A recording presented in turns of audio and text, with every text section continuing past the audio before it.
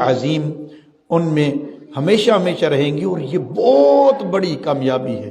خالدین فیہا، ہمیشہ رہیں گے، اور ذالک الفوز العظیم، یہ بہت بڑی کامیابی ہے۔ تو عزیزان گرامی قدر، آئیے آج ہم جہاں پر ہمارا پچھلا درس مکمل ہوا تھا اس سے آگے ہم وائٹ بورڈ پر شروع کرتے ہیں۔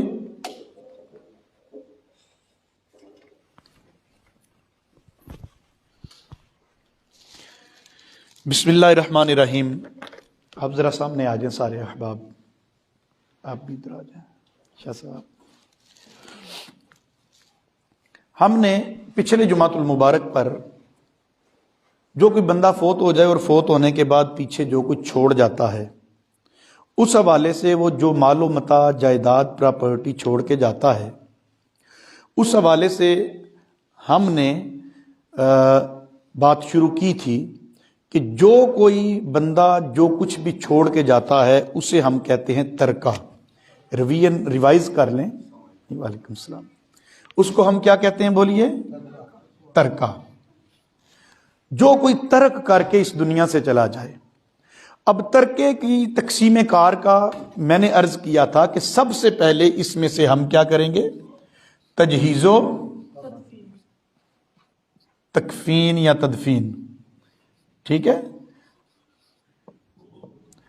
یعنی اس میں میں نے آپ کو عرض کیا تھا کہ اگر کوئی بندہ بیمار تھا، ہاسپٹل کے اندر اس کی ڈیتھ ہو جاتی ہے، یا اپنے شہر سے باہر ہوتی ہے، کراچی ہے، لاہور ہے، اسلام آباد، راولپنڈی ہے، کسی جگہ پر ہے، تو وہاں سے گھر اس کی ڈیڈ باڈی لانے کے لیے جتنا ٹائم، جو ایکسپنس خرچ ہوں گے، وہ اس کا کفن دفن اور جو اس کے لوازمات ہیں، وہ سارے کے سارے اس کے اس ترکہ سے سب سے پہلے پورے کیے جائیں گے۔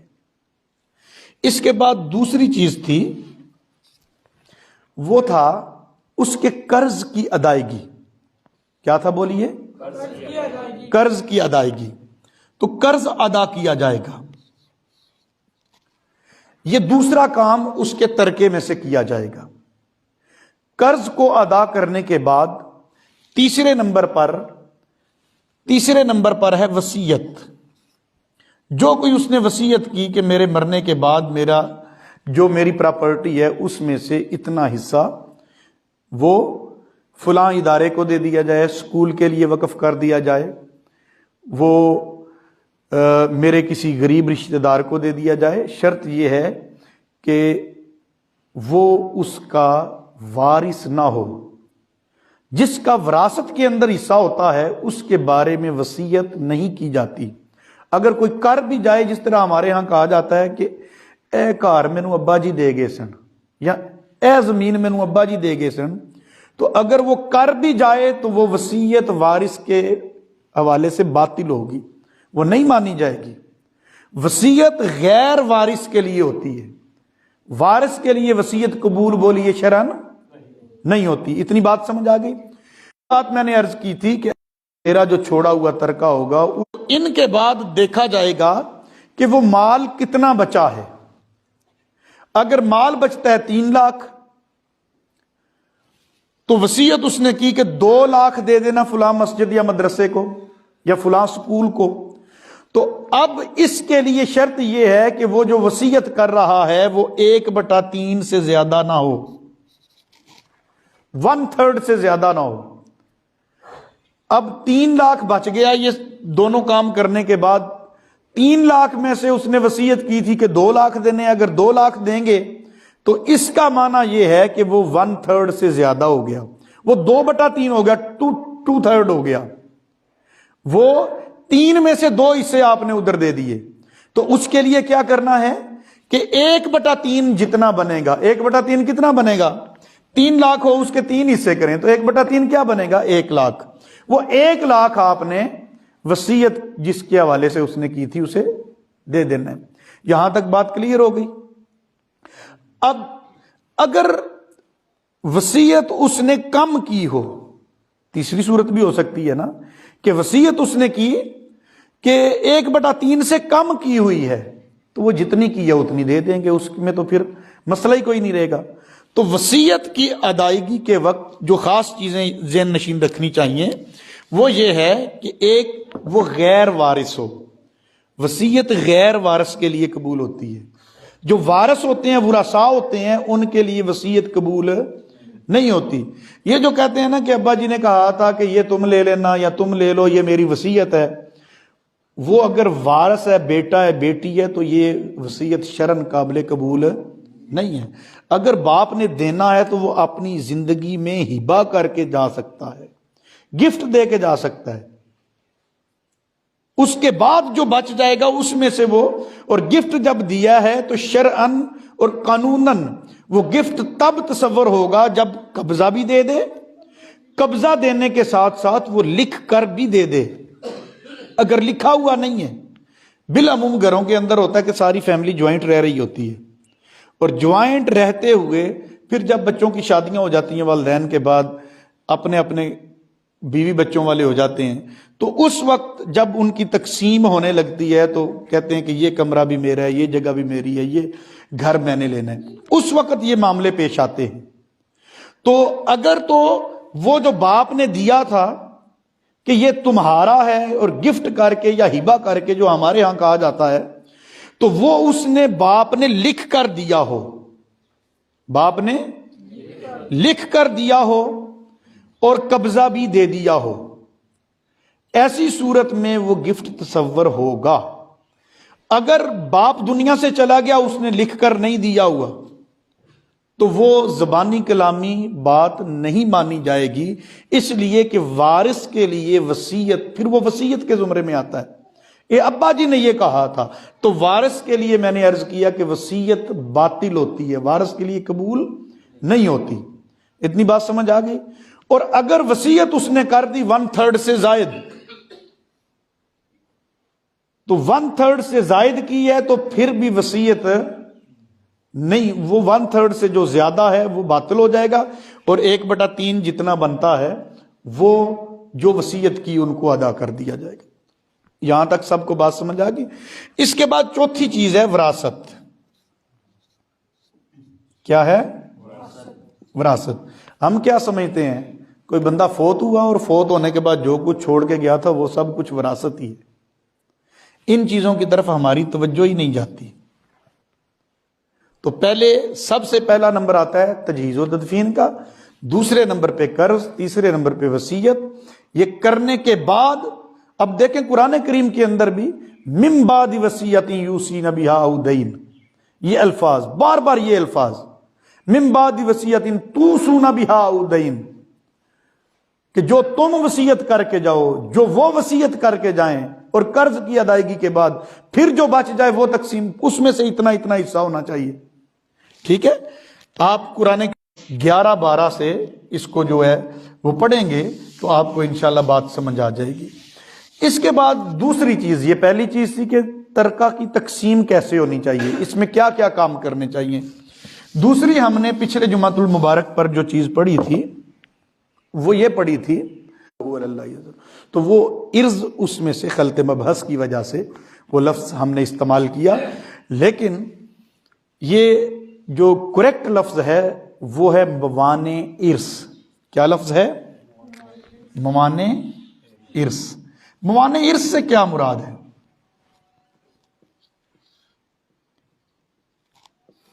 موانع ارث، موانع یعنی مانع، روکنے والی، اور ارث وراثت سے ہے. کون سی ایسی چیزیں ہیں جو کسی وارث کو وراثت سے روک دیتی ہیں؟ اگر وہ واقعہ ہو جائیں، وہ لاحق ہو جائیں، تو پھر وارث کو وراثت نہیں ملتی. 4 چیزیں ایسی ہیں کہ اگر وہ ہوں تو پھر وارث کو وراثت نہیں ملتی. وارث کو وراثت بولیے نہیں ملتی. وہ 4 کون کون سی ہیں؟ سب سے پہلے ہے غلامی. کیا ہے؟ غلامی. غلام جو ہے، غلام بیٹا باپ کا وارث نہیں بن سکتا، اس لیے کہ غلام کی اپنی کوئی چیز نہیں ہوتی. اس کا مالک اس سے جو چیز مرضی لے لے، اس کی تو اپنی ملکیت کوئی شے کی نہیں ہوتی، وہ کسی کا غلام ہوتا ہے. اب دوسرے نمبر پر آج کے دور میں چونکہ غلامی رہی کوئی نہیں ہے، تو اس لیے آج کے دور میں تو یہ نہیں ہے۔ دوسرے نمبر پر ہے اختلاف دین۔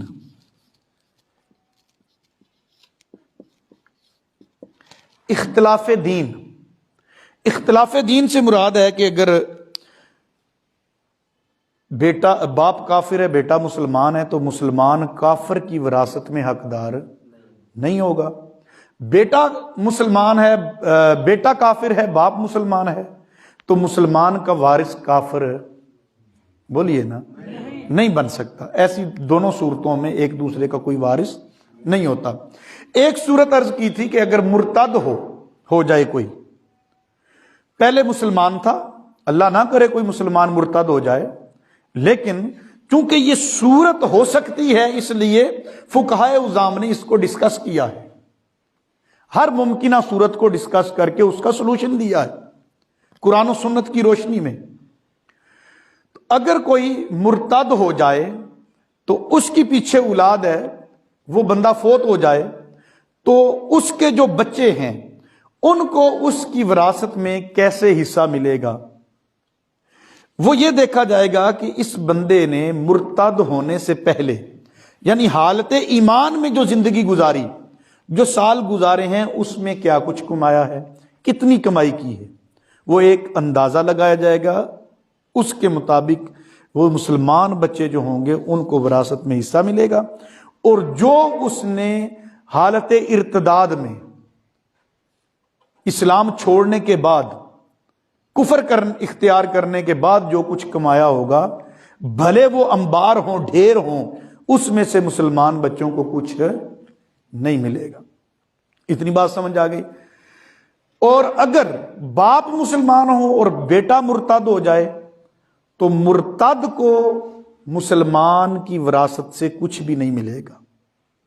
اتنی بات سمجھ آ گئی؟ اختلاف دین۔ تیسری بات ہے قتل۔ کیا ہے بولیے؟ قتل کی کتنی قسمیں پڑھی تھیں ہم نے؟ 5 قسمیں پڑھی تھی۔ پہلی ہے قتل عمد، کوئی جان بوجھ کر قتل کرتا ہے، اور وہ قتل عمد کیسے ڈیسائیڈ ہوگا کہ یہ قتل عمد ہے؟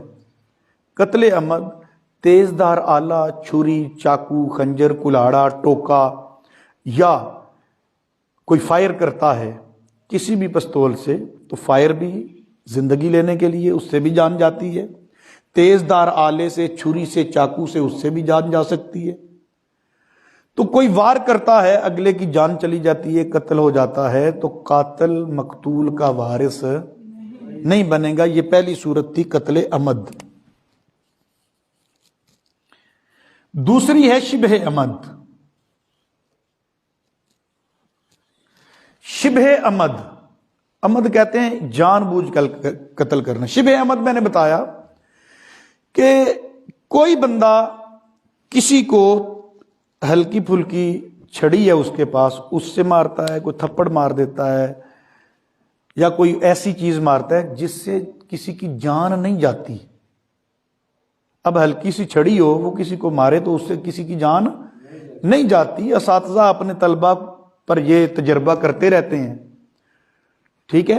گھر کے اندر ماں باپ بھی کبھی کبھار غصے میں اپنی اولاد کو سمجھانے کے لیے ایسا کرتے ہیں، تو یہ حقیقت میں اس سے کوئی جان جانے والا خدشہ نہیں ہوتا۔ لیکن ایک بندے نے کسی کو چپیڑ لگائی، تھپڑ مارا یا سٹک کا استعمال کیا، اگلے کی اب تقدیر آئی تھی، امر الہی تھا، اس کی جان نکل گئی۔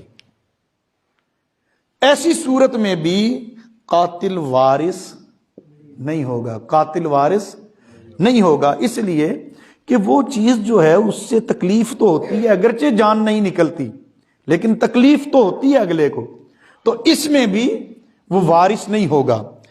تیسری قسم ہے قتل کی، وہ ہے قتل خطا۔ قتل خطا یہ ہے، کوئی بندہ رات کو شکار کھیل رہا ہے، شکار کھیلتے کھیلتے اس نے دیکھا کہ جانور جو ہے وہ یہاں سے بھاگ کر ادھر گیا ہے، اور وہ زمین میں وہ پلیار وغیرہ یا جو کچھ ہے، وہ راستہ رکاوٹ جو لگی ہوئی ہے یا باڑ لگی ہوئی ہے، تو اس سے وہ پھلانگ کر جو ہے اس کے اندر گیا ہے۔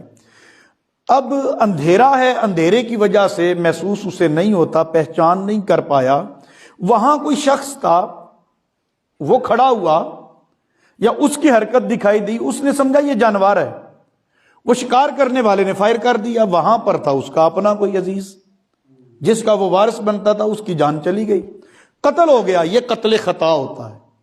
تو ایسی صورت میں بھی قاتل وارث نہیں ہوتا مقتول کا۔ چوتھی قسم ہے قائم مقام خطا۔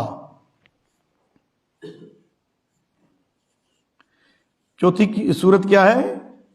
قائم مقام خطا۔ یہ جو قائم مقام خطا ہے یہ کیا ہے؟ کوئی بندہ اپنی اولاد کے ساتھ، بچے کے ساتھ سویا ہوا ہے رات کو بیڈ پر، اس نے کروٹ لی، بچے کی جان نکل گئی، بچہ فوت ہو گیا۔ اب وہ جو شخص اس کے ساتھ لیٹا ہوا ہے اپنے بچے کی، اگر اس کے نام کوئی پراپرٹی وغیرہ ہے تو اس کا وارث نہیں بنے گا، یہ قائم مقام خطا ہے۔ یا چھت کے اوپر کھڑا ہے، وہاں سے اس نے چھلانگ لگائی، نیچے کوئی بندہ آ گیا، اس کا گردن ٹوٹی، جان نکل گئی، اب وہ ہے جس کا وہ وارث بن سکتا تھا، تو ایسی صورت میں بھی قاتل وارث نہیں بنتا۔ ان چار صورتوں میں تو قاتل وارث نہیں بنتا، ایک صورت میں قاتل جو ہے وہ وارث بن جاتا ہے، وہ ہے قتل سبب۔ کیا ہے؟ قتل سبب۔ قتل سبب یہ ہے کہ ایک شخص نے اپنی زمین کے ساتھ گڑھا کھودا،